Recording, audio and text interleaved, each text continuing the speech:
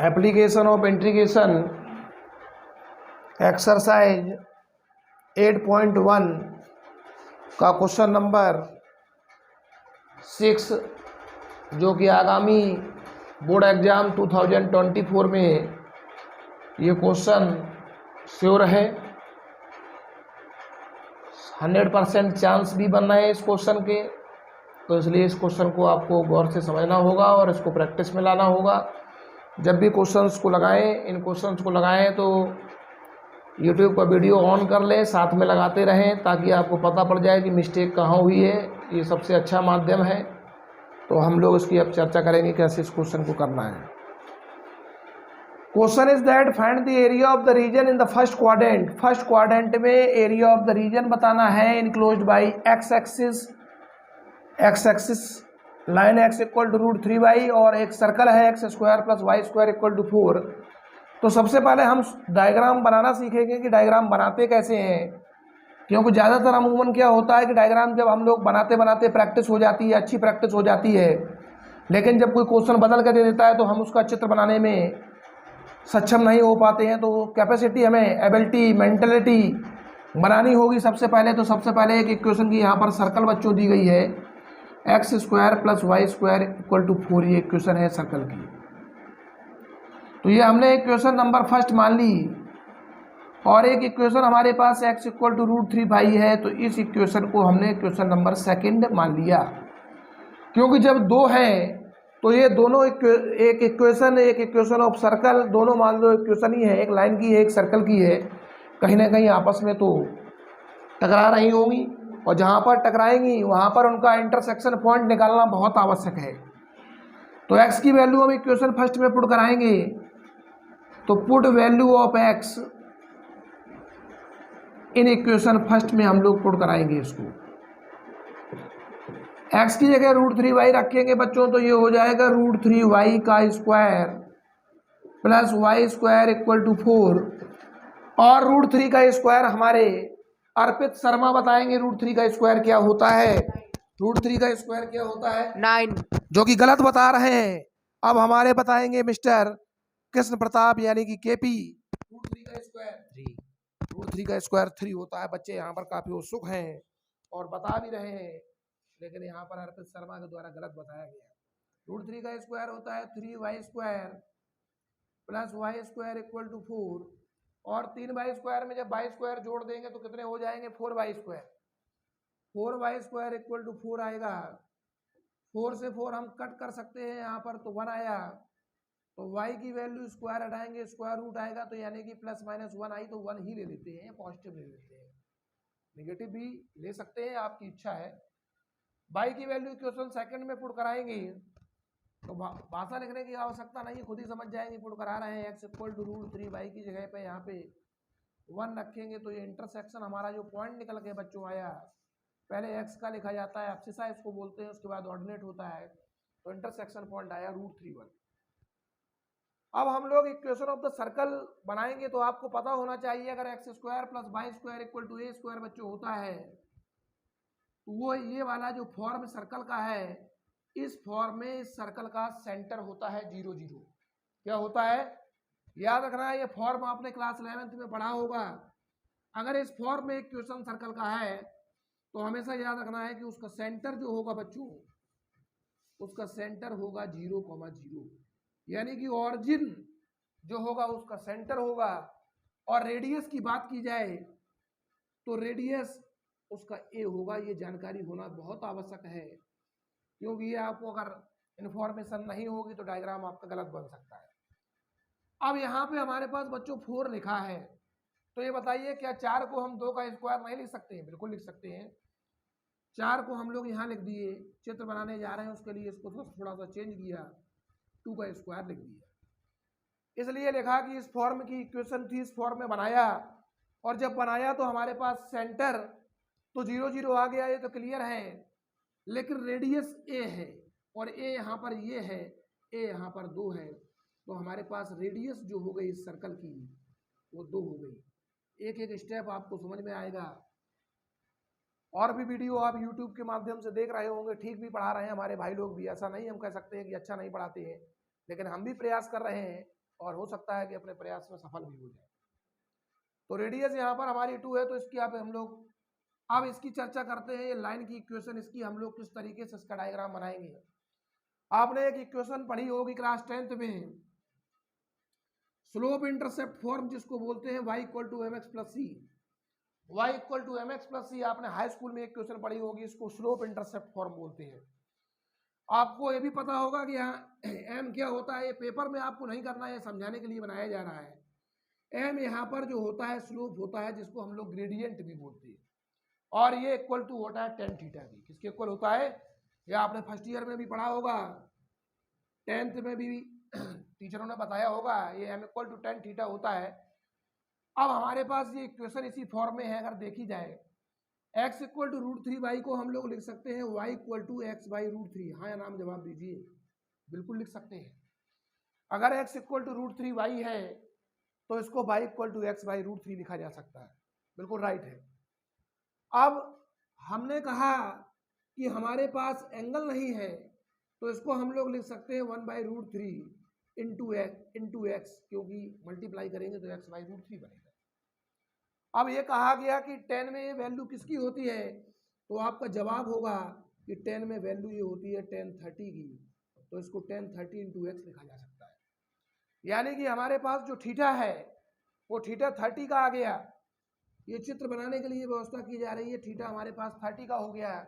देख सकते हो इतने में हमारा बोर्ड लगभग भर चुका है। अभी क्वेश्चन का हम लोग सॉल्यूशन नहीं किए हैं, तो डायग्राम बना रहे हैं। यहाँ पर डायग्राम को बनाने जा रहे हैं, बड़ा गौर से देखना है। इक्वेशन ऑफ सर्कल हम लोग बनाए, ये इक्वेशन ऑफ सर्कल हो गया, इक्वेशन ऑफ सर्कल हो गया। ये अपने हिसाब से बना लेना, क्योंकि स्केलिंग थोड़ा बहुत इधर उधर हो जाता है। 2 है तो ये पॉइंट हो गया 2 0, क्योंकि रेडियस यहाँ से सेंटर से होगी, आपको पता होना चाहिए। रेडियस कहाँ से होती है, सेंटर से होती है। ये भी 2 0, ये 0 2, ये समझ लीजिए, ये 0 माइनस 2, ये माइनस 2, 0 तरह लिखने की आवश्यकता आप नहीं समझते। एंगल 30 का कैसे बनेगा ये पता है, एंगल 90 का होता है। ये 45 का हो गया, थोड़ा और नीचे से ले जाइए, लगभग नीचे ले जाइए, 30 का एंगल बन गया। इसको बढ़ा के अपना इसी लाइन को यहाँ तक ले जाइए।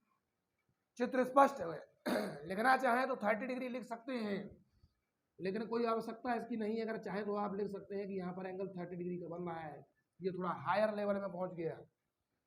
अब हमारे पास लाइन का और सर्कल दोनों यहाँ पर टकरा रहे हैं, टकरा तो यहाँ भी रहे, लेकिन हमें इतना क्या करना है, एक ही पॉइंट बहुत है। तो इसका पॉइंट हमने क्या निकाला, √31। तो इंटरसेक्शन पॉइंट यहाँ निकल के आया √31। अब यहाँ से क्या करेंगे बच्चों, एक परपेंडिकुलर डालेंगे सीधा। परपेंडिकुलर यहाँ से हमने डाल दिया, ये परपेंडिकुलर पड़ गया, देख सकते हैं परपेंडिकुलर, ये 90 डिग्री का एंगल बन चुका है दोनों तरफ से। अब यहाँ से देखिए कि यहाँ से अगर ये पॉइंट √31 है, ये सभी को पता होगा, पॉइंट √31 है, तो ये वाली जो लेंथ होती है वो एक्स एक्सिस को डिनोट करती है। पहली जो लेंथ है वो एक्स एक्सिस, यानी कि ये √3 होती है बच्चों। यहाँ से यहाँ तक की डिस्टेंस √3 है, इस बात का ध्यान रखना है। यानी कि ये डिस्टेंस यहाँ से यहाँ तक की है, और यहाँ से यहाँ तक की बात की जाए तो यहाँ से यहाँ तक की डिस्टेंस कितनी है बच्चों, 2 है। कितनी है, एक एक स्टेप क्लियर हुआ। ये रेडियस है तो यहाँ से यहाँ तक 2 हुआ, और ये यहाँ से यहाँ तक कितना हुआ, √3 हुआ। लेकिन जब √31 है, इस पॉइंट को शो करना है, तो ये एक्स एक्सिस पे होता है और ये पॉइंट होता है बाई एक्सिस पर। बाई एक्सिस ये होती है, तो बाई एक्सिस पे ये डिस्टेंस कितनी हो गई, 1। तो √31 इसलिए यहाँ पर लिख दिया गया। यहाँ तक क्लियर हो गया। अब अगर देखा जाए कि लाइन, हमारे पास एक लाइन है, एक्स एक्सिस है, सर्कल है, तो इन एक्स एक्सिस तो ये हो गई, लाइन ये हो गई, सर्कल, तो इनके बीच का एरिया तो हमारा ये पूरा हो रहा है बच्चों। ये पूरा हमें निकालना पड़ेगा, इस बात का ध्यान रखना है। पूरा निकालने के लिए हम इसको 2 पार्ट में डिवाइड कर लेते हैं। वो 2 पार्ट कौन कौन से होंगे उसकी हम लोग चर्चा करेंगे। तो पहला हम लोग यहाँ पे O मान लिया, ये हमारा A मान लिया, कुछ भी मान सकते हो आप अपने हिसाब से। ये हमने M मान लिया, और ये पॉइंट हमने B मान लिया। यहाँ तक एक एक स्टेप क्लियर हो गया। अब हम लोग क्या करेंगे, सबसे पहले एरिया ऑफ ट्राइंगल निकालेंगे AMO। Area of triangle AMO निकालने के बाद एरिया ऑफ रीजन एबीएमए निकालेंगे, फिर इन दोनों को हम जोड़ देंगे तो हमारे पास एरिया निकल आएगा। तो सबसे पहले हम निकाल लेंगे एरिया ऑफ रीजन, उस रीजन का नाम लिखें जिसका एरिया निकाल रहे हैं एएमओ। कौन सा? एएमओ, क्योंकि परपेंडिकुलर एम पर है। तो एरिया ऑफ राइट ट्रायंगल का फार्मूला आपको पता होगा, half of base into height होता है। फार्मूला भी पेपर में यूज करेंगे, एग्जामिनर आपको 8 नंबर में से 8 नंबर देगा, और सीबीएसई में भी हो सकता है कि पूरे में से पूरे, आईएससी में पूरे में से पूरे दिया जाए। तो बेस कितना है? √3 और हाइट 1 है, मल्टीप्लाई करने पर ये बनेगा √3/2।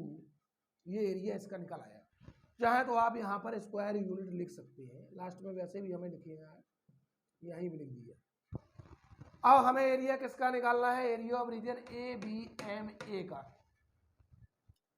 तो एरिया ऑफ रीजन निकालेंगे, रीजन का नाम लिखें एबीएमए, जहां से चले वहीं पहुंचे। तो यहां पर मैंने बताया था कि एक स्ट्रिप आपको बनानी होगी, वो चीज बताई थी। ऐसा एरिया निकालने के लिए एक स्ट्रिप आपको बनानी होती है बच्चों, और बताया था कि इसको छोटा पार्ट है एक्स का तो dx लिखा जाता है और इसको y लिखा जा सकता है। तो आपको पता है एरिया का फार्मूला होता है, एरिया अगर निकालना है किसी चीज का तो यहाँ पे हम लोग L इंटू बी यूज किया, तो y इंटू dx लिखा। अब लिमिट पे आते हैं कि लिमिट का कैसे लगाना है। तो छोटी से बड़ी इस पे कर्व पे पहुंचिए, यहाँ √3 है बच्चों, यहाँ पे 2 है, तो लिमिट क्या बनेगी? √3 से 2, क्योंकि √3 की वैल्यू हमेशा 2 से छोटी होती है, आपको पता होना चाहिए। √3 की वैल्यू होती है 1.732, जो कि 2 से कम है। अब y की वैल्यू, क्योंकि हमने कर्व लिया है तो इक्वेशन भी कर्व से निकलेगी, सर्कल की इक्वेशन से y की वैल्यू निकालनी होगी। तो यहाँ से अगर y की वैल्यू बच्चों निकालते हैं, देख सकते हैं, तो यहाँ से y की वैल्यू निकल के आएगी रूट के अंदर 4 - x² निकलेगी, यही वैल्यू रूट के अंदर कितना आएगा? 4 - x²। तो यहाँ पे इसको रखेंगे √3/2 और y की वैल्यू यहाँ पे रखेंगे 4 - x²। अब यहाँ पर हम लोग फार्मूला लगाएंगे √a² - x² का। √a² - x² का इंटीग्रेशन क्या होता है?